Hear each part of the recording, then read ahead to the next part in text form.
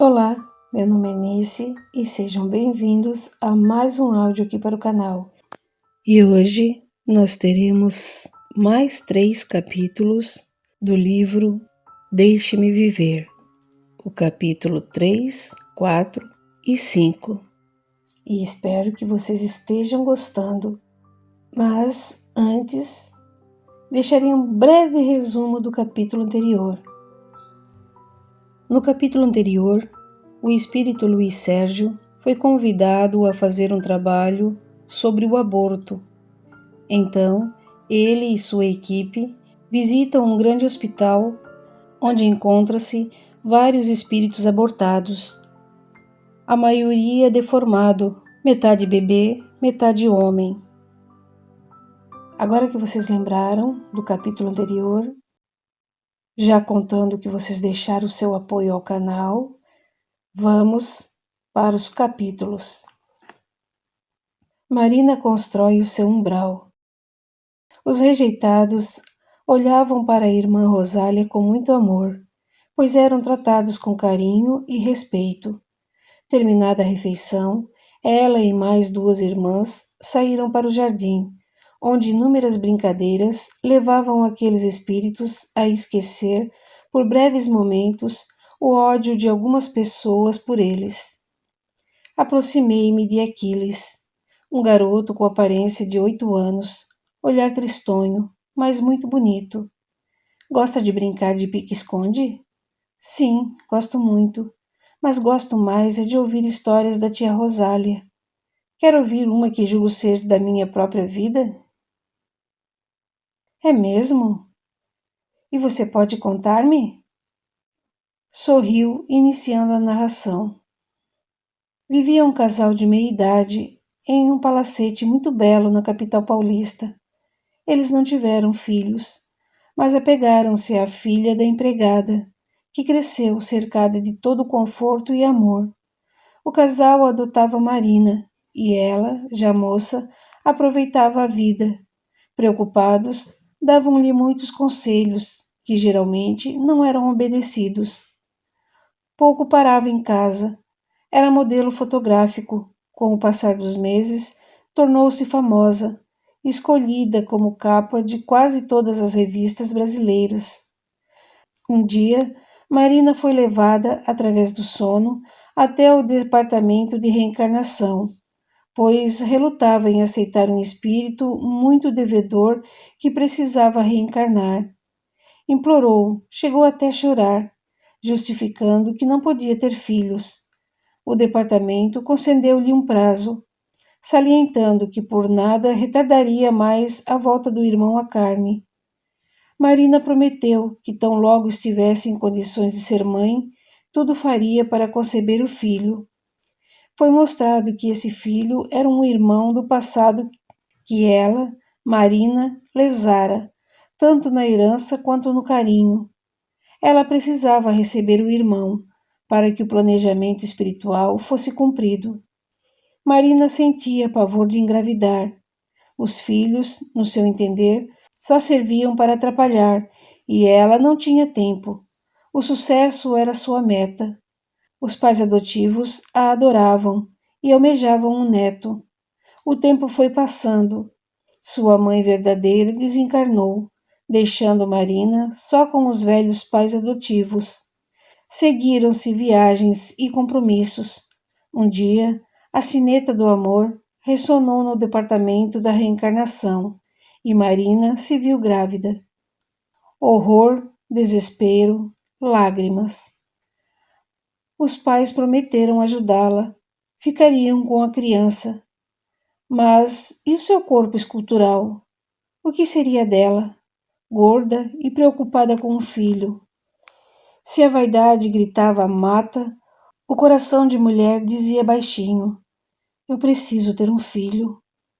Aquela tarde de setembro, continuou Aquiles, encontrou Marina sentada na sala de espera, aguardando o momento de se livrar do feto.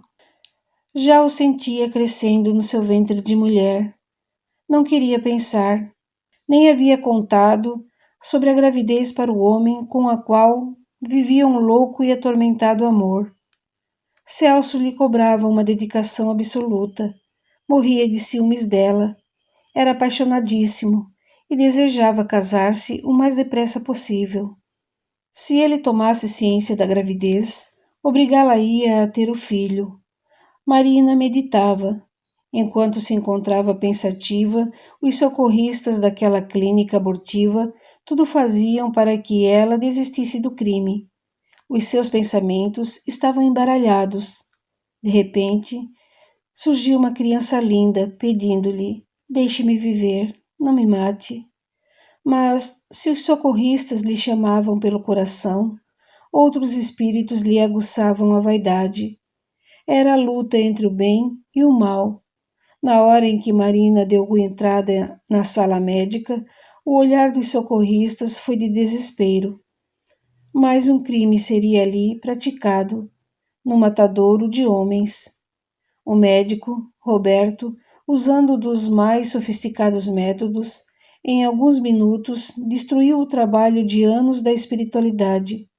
No momento da sucção, Marina sentiu seu coração doer. Era o filho que se desligava do seu corpo. Olhou os pedaços de carne atirados no lixo e pensou: ainda bem que não tem vida.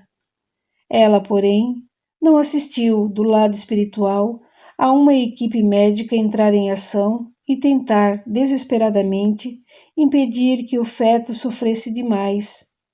Contudo, mesmo recebendo boa assistência do departamento encarnatório, o espírito não conseguia livrar-se da dor da rejeição e se contraiu de tal maneira que o seu perispírito sofreu uma sobrecarga energética e continuou criança. Uns conseguem crescer aqui na colônia, outros se veem ora criança, ora adulto. Não é raro voltarem totalmente alucinados pela forma violenta do aborto. Esses são confiados a excelentes psicanalistas ou psiquiatras, tal o trauma que sofrem. Marina jogou o corpo do filho numa lata de lixo. Corpo este que ela, com seu parceiro, compuseram num ato de amor. Marina deixou, naquela clínica, um pedaço do seu corpo e levou consigo um débito enorme.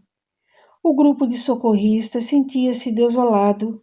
Por mais que prestasse auxílio à criança, ela, bastante perturbada, retorcia-se nos braços dos enfermeiros e gritava sem parar.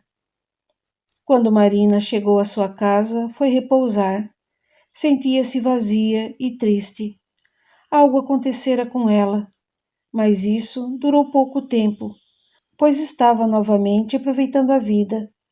Os pais adotivos viveram um pouco mais, vindo a falecer. Ela ficou milionária e aí, viajando muito, largou o homem que dizia amar, iniciando outro romance, agora com um político. Pobre Marina, outra vez chamada ao compromisso. Aceitou sem vacilar.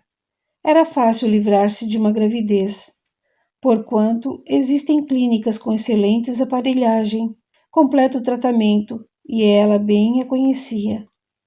Volta ao departamento trazendo a mesma criança, só que agora, se ela nascesse, iria dar um pouco mais de trabalho. O perispírito havia sofrido com o último aborto e o espírito ainda estava perturbado. Quando Marina soube da gravidez, nem se preocupou.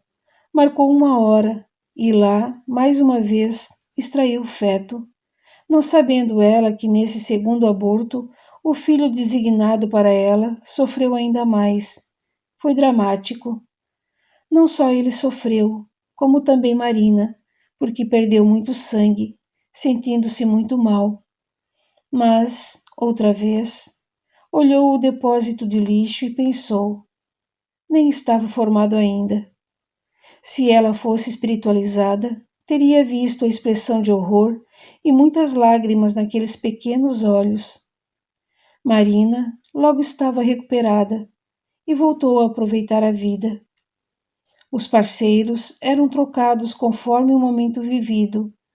Agora se dizia apaixonada por um jovem, cerca de 5 anos mais novo, que sonhava ser pai. Marina não engravidava, passou por vários tratamentos, até que um dia anunciou ao homem amado a gravidez. Quanta felicidade! A espera não foi fácil, sofreu, mas, com repouso absoluto até o parto, a criança nasceu.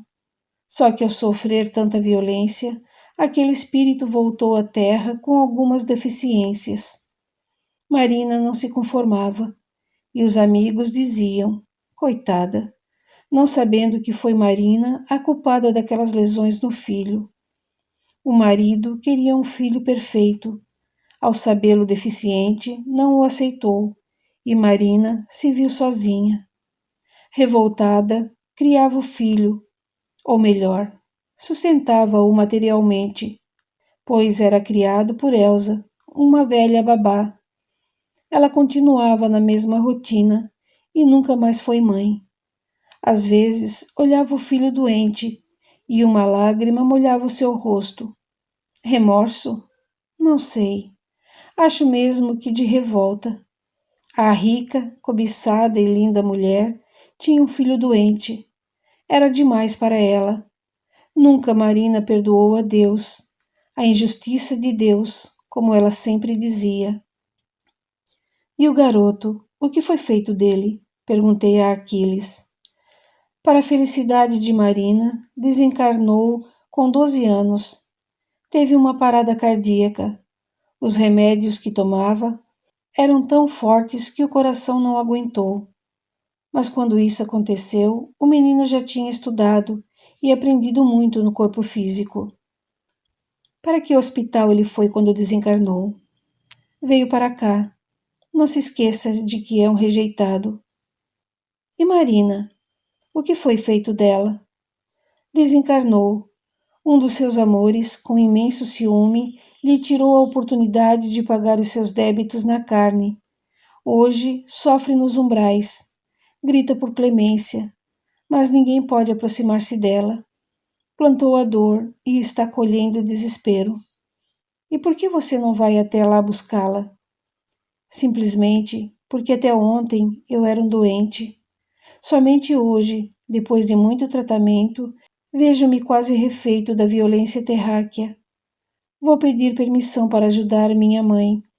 E queira Deus, ela agora me aceite. Falou com os olhos rasos de lágrimas. Não só ele chorava, eu chorava muito mais e pensei: como é triste desejar aproveitar a vida, esquecendo-se de respeitar as outras vidas. Que Deus perdoe aqueles que matam os sonhos alheios. Abri as Escrituras. Sabedoria, capítulo 7, versículo 1 a 6. Salomão era apenas um homem. Também eu sou um homem mortal, igual a todos, filho do primeiro que a terra modelou, feito de carne, no seio de uma mãe, onde por 10 meses lunares, no sangue, me solidifiquei, de viril semente e do prazer, companheiro do sono. Ao nascer, também eu respirei o ar comum, e ao cair na terra que a todos recebem igualmente, estreiei minha voz chorando, igual a todos. Criaram-me com mimo, entre coeiros. Nenhum rei começou de outra maneira. Idêntica é a entrada de todos na vida e a saída. Capítulo 4. Iura, sequelas da insensatez. À medida que me interessava das histórias daqueles espíritos, mais me comovia. Como pode o homem ignorar o mundo espiritual, se aqui e ali um adoece, outro desencarna? Mesmo assim, a humanidade está cada vez mais materialista, e é este materialismo que hoje faz aumentarem as clínicas do aborto. Muitos fingem ignorá-las, mas elas funcionam, e até em lugares respeitados pela sociedade. Aqui, na colônia dos rejeitados, estamos vivendo ao lado das vítimas da liberdade sexual. Na nossa frente, os rejeitados, os filhos assassinados por mulheres que não aprenderam a respeitar a si mesmas. A enfermeira Loreta, indicando uma garota de 2 anos, Yura, que cantava junto à irmã Rosália, disse-me: Veja, Sérgio, aquela menina, no momento do desencarne, ou melhor, na hora do aborto, plasmou esse corpo de uma criança de 2 anos e aqui se encontra há 4 anos. Por mais que receba tratamento, teima em não crescer e encarnar de novo. Vamos até ela, quero que a conheça. Ao nos aproximarmos, ela buscou o colo da irmã Rosália, encolhendo-se toda, trêmula de medo e choramingando, assustada. Não fique assim, querida. O titio já vai embora, disse-lhe eu. Alisei seu cabelo e me retirei. Loreta me acompanhou, pedindo desculpas. Sabe, Sérgio, vou lhe contar a vida e a luta de Yura para nascer. Dizem que é da sua última encarnação o nome que hoje usa. Foi mulher lindíssima quando viveu no plano físico. Desencarnou, mas precisou retornar ao seio de sua antiga família. Aí iniciou-se a sua tortura. Após longo aprendizado, chegou o momento da volta à carne, e com apenas 2 meses de vida uterina, recebeu violenta carga negativa de repulsa e ódio. Por mais que implorasse que a deixassem viver, sentiu a violência do homem encarnado, infligindo-lhe um dos mais cruéis métodos abortivos, aquele no qual sentiu sobre a sua frágil pele a queimação. Desesperada, viu-se tragada por uma água fervente e, para não sofrer mais, plasmou em sua mente que era uma linda menina de 2 anos de idade. O corpo foi jogado fora, mas sua alma foi amparada pela mão sublime de Maria de Nazaré. Outras tentativas reencarnatórias se fizeram e o mesmo fato ocorreu. Abrigada por espíritos abnegados, Yura reluta em voltar à carne e até hoje não se reequilibrou. Meu Deus, julgava eu que a droga fosse a pior coisa do mundo, a assassina cruel do mundo e da dignidade humana. Mas diante de tantas clínicas abortivas, cheguei à conclusão de que o aborto, diante da droga, é um mal assustador. Ninguém pode imaginar quantos fetos são assassinados diariamente por profissionais inescrupulosos, vidas interrompidas por pessoas gananciosas. Assim como Yura, vários e vários espíritos estão sendo arrancados do útero materno com selvageria e nada se diz, nada se faz. E quando se faz, é para pedir a liberação desse ato covarde em nossa pátria. O aborto não só interfere no plano divino, como também faz muito mal à mulher, e muitas delas, já bem cedo, sofrem as suas consequências. Hoje estamos vendo até adolescentes praticando esse ato tão cruel e desumano, o aborto. Você tem razão, Luiz Sérgio. A mulher que interrompe covardemente uma gravidez, um dia sofrerá, não só com os remorsos, como também por ter violentado o próprio corpo. Sem deixar de fitar Yura, agradeci a Deus por todas as grandes almas que cooperam com o seu próximo. Orei também por todos aqueles que egoisticamente só pensam em si mesmos. Encontrava-se cansado. Fui saindo, contando os meus passos. Meu coração chorava baixinho em imaginar o compromisso de um aborteiro, o seu desespero ao transpor a porta da espiritualidade, quando o dinheiro, ganho facilmente, não lhe servirá para nada, e a consciência culpada pelo remorso será um fardo pesado de carregar. Querendo fugir dali, passei por Ápila sem vê-lo. Era demais para mim conviver na espiritualidade com as consequências daqueles erros humanos. Os aborteiros não podem aquilatar quantos pais, mães, filhos e parentes queridos, desencarnados, foram por eles impedidos de renascer, atrapalhando assim todo o trabalho do Departamento da Reencarnação. Luiz Sérgio? Chamou-me Ápila. Sim, irmão, o que deseja? Apenas convidá-lo a descermos. Hoje vamos integrar a equipe das encarnações difíceis. Difíceis, amigo? Sim, dos prováveis rejeitados, pois comumente o abortado é um espírito muito ligado à mãe ou ao pai que hoje o despreza. O grupo nos espera no Anfiteatro 8. Dirijo-me para lá. Se o irmão desejar ficar aqui, lá o esperaremos. Olhei o meu novo companheiro, analisando-o, alto, porte atlético e muito educado. Sorri-lhe agradecido, mas ainda fiquei na pracinha algum tempo, onde as flores me sorriam, encorajando-me a prosseguir na minha luta evolutiva junto a todos os que sofrem. Quando cheguei, a turma orava para iniciar o trabalho na crosta da terra. Acomodei-me no final do anfiteatro e me senti aliviado com as preces ali proferidas, como se uma nova energia me banhasse o corpo e o espírito. O ambiente era de uma paz tão grande que pensei: isto é um pedaço do céu. Muitos oravam sentidas preces, cada qual mais bela que a outra, levando-nos às lágrimas. Era o departamento reencarnatório que pedia a todas as mães encarnadas: deixe-os viver. Capítulo 5. Nova incursão de Jonas. Ao sairmos dali, caminhamos até a sala da doutora Isis. Ela nos recebeu muito sorridente. Luiz Sérgio, já conheceu a colônia? Só alguns departamentos, que me deixaram bastante triste. O encarnado nem imagina, ao praticar o aborto, o mal que está fazendo, destruindo o trabalho de tantas pessoas em apenas alguns momentos. E o pior, o aborto não só maltrata o feto, como leva o seu espírito a um terrível desequilíbrio. Hoje, Luiz Sérgio, pratica-se o aborto com uma facilidade enorme.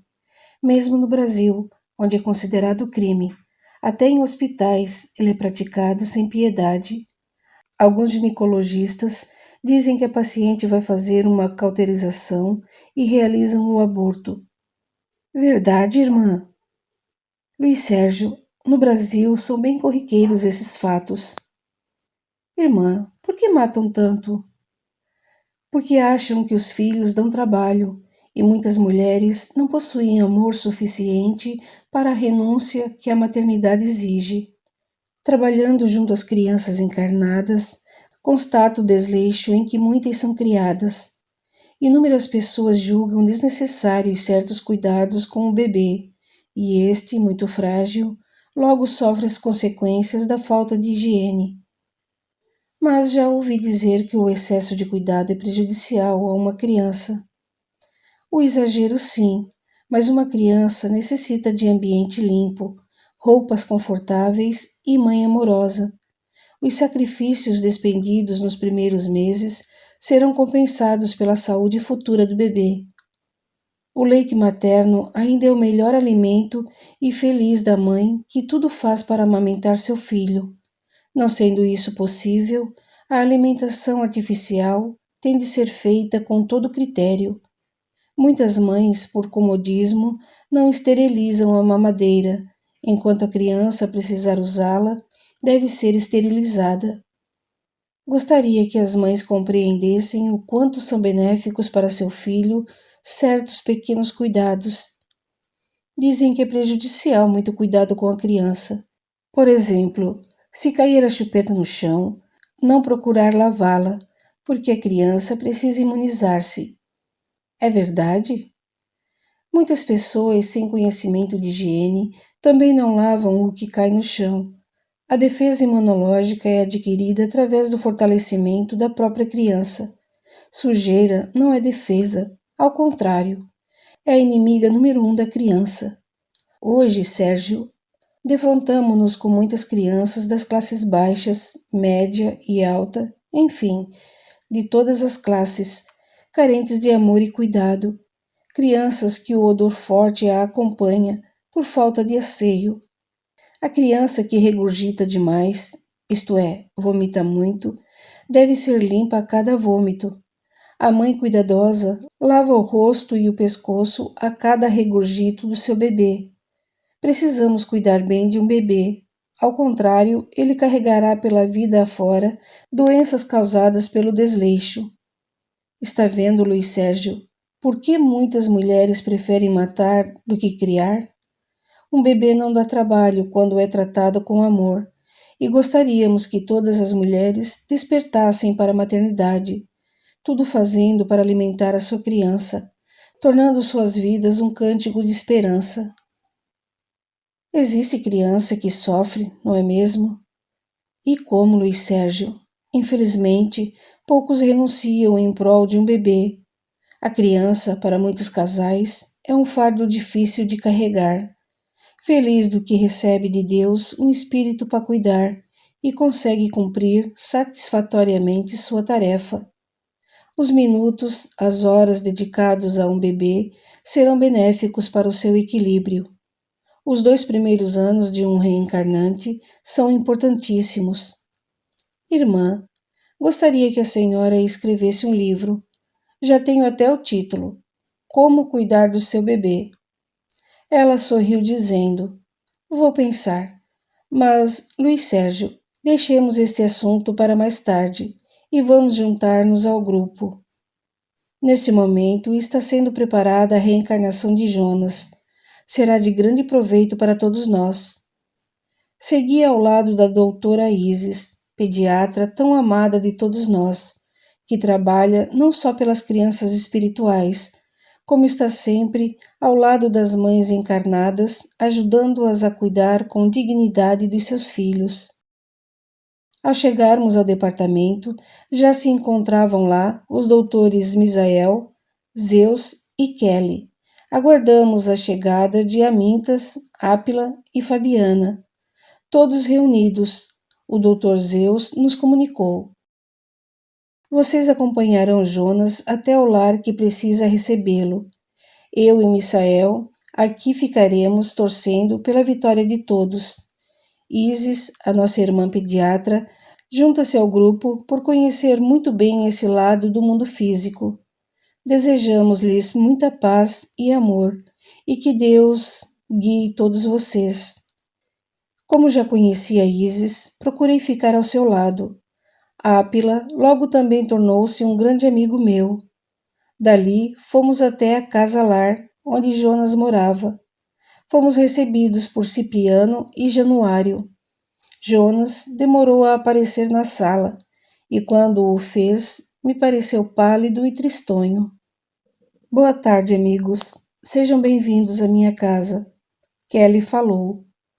Jonas, hoje à noite precisamos estar junto aos seus futuros pais para acertar a sua volta. Doutora Kelly, conhece a minha relutância em retornar ao físico, pois já sofri muito e gostaria de aqui ficar para sempre. Bem sabe que é impossível, mas esperamos que agora tudo corra bem. Endereçou-nos um olhar tão tristonho que eu fiquei morrendo de pena. Abraçou Cipriano e Januário com um carinho imenso, e assim, daquela casa nos retiramos, levando Jonas conosco. Chegamos ao plano físico. Chovia muito, na cidade onde paramos, bastante encoberta pelo nevoeiro. Parece até o meu coração chorando, não de tristeza, mas de saudade, disse Jonas. Acerquei-me dele e falei: Irmão, eu amo você, conte comigo. Obrigado, Luiz Sérgio. Não se preocupe comigo. Sou mesmo muito emotivo e sempre que venho, morro de saudades da colônia. Logo adentrávamos a casa de Rebeca, um luxuoso apartamento. Jonas emocionou-se ao vê-la e seus olhos marejaram de lágrimas. Rebeca foi ao telefone, falou e depois desligou, zangada. Enquanto estava ali sentada, Kelly colocou Jonas bem perto dela e ele, com um olhar muito triste, a fitava com carinho. Em seguida, deitou no seu colo e ela sentiu algo estranho. pensando: não sei porquê, só fico achando que engravidei. Veja se pode. Fernanda anda tão estranho comigo. E depois, quem vai cuidar do bebê quando nascer? Deixa pra lá. Nem quero mais pensar. Jonas lhe acariciou o rosto. Logo após, ela se levantou para esperar Fernando, um namorado. Mal este chegou, formaram uma briga feia de ciúme e nós nos retiramos, só voltando quando já estavam mais calmos. Fernando foi para perto dela, mas foi repelido. Ele franziu a testa e falou: Querida, vou-me embora, não estou bem. Não, não vai. Estou louca para ficar com você, disse mudando o comportamento. E assim, Rebeca foi acalmando Fernando. Nós nos retiramos, respeitando a intimidade do casal. O apartamento, muito bem decorado, era o lar de Rebeca. Há muito morava sozinha, e naquele momento os encarregados do reencarne esperavam a hora de atuar. Jonas seria o filho de Fernando e Rebeca, e aguardava o momento. Passei a notar que Jonas parecia diferente de nós. Agora andava e falava com dificuldade. Perguntei a Isis: por que Jonas está tão estranho? Há um mês ele está em processo de ligação fluídica direta com os pais. Gradativamente, vem ele perdendo os pontos de contato com o plano espiritual e os seus centros de força mudando de rotação para que seu organismo perispiritual possa ganhar plasticidade, necessária à vida como encarnado. E o espírito sofre com esse processo? Ao ser escolhido para reencarnar, é necessário despojar-se de certos elementos que foram incorporados ao seu perispírito quando ele desencarnou e foi viver no plano espiritual. É uma nova vida que vai iniciar-se, e para isso tem de estar preparado. Coitado do Jonas! Quanto trabalho dá uma volta ao corpo carnal! Nisso entraram no apartamento outros irmãos que compreendi pertencerem ao departamento da reencarnação. Um deles, Filogônio, disse a Jonas: sente-se aqui. Ele nos olhou com o mais tristonho olhar de despedida. Sentado, Jonas orou e Filogônio, segurando sua cabeça, falou: pense que você vai tomando a forma pré-infantil. E aquele homem foi diminuindo diante de nós, mas o olhar continuava sendo o mesmo, de medo da despedida. Rodeado de todos os técnicos, recebia deles uma energia azulada. A forma perispiritual de Jonas foi gradativamente tornando-se pequena. Aqueles espíritos eram coração e mente. A forma que emitiam dava a Jonas uma nova forma diminuta. Acerquei-me de Kelly e perguntei num sussurro: nem todas as reencarnações são idênticas, não é mesmo? Sim. Às vezes o espírito tem o corpo perispiritual reduzido em colônias especiais, mas cada caso é um caso. Esperei o momento da ligação de Jonas, e logo após, isso aconteceu. Ele foi colocado no ventre perispiritual de Rebeca, que recebeu uma luz radiante do alto. Como os órgãos femininos são abençoados por Deus. Naquele momento, capacitados médicos espirituais colocaram um ser com o seu corpo reduzido para que esse mesmo ser, junto com a valiosa máquina física da mulher, pouco a pouco fosse confeccionando uma outra veste, que permitiria ao espírito de Jonas viver no plano físico. O organismo material é que fornecia o alimento para o novo corpo de Jonas. Aquele corpo reduzido, mínimo mesmo, também atuaria, ajudado pelo organismo materno, para confeccionar o seu futuro corpo carnal. Rebeca carregava agora no seu ventre um espírito que precisava do corpo materno para ressurgir revestido de um corpo de carne. O organismo feminino foi criado para procriar. Neles são encontrados os elementos necessários ao retorno da vida espiritual para a vida física. A mulher, como já disse em outro livro, é considerada uma incubadora divina e deve ser respeitada por todos os que defendem a natureza. Sem a mulher-mãe, o mundo estaria no fim. Isis segurou-me um ombro e dali saímos. E Rebeca, como vai receber Jonas? Indaguei.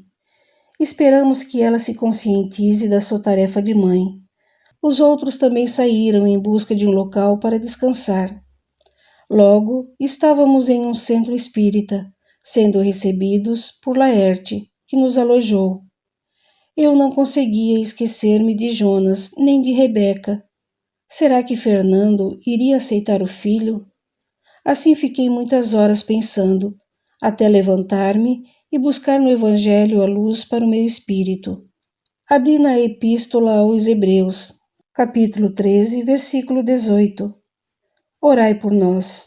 Estamos persuadidos de que temos a consciência em paz, pois estamos decididos a proceder condignamente em todas as coisas. Continua no capítulo 6. Até lá!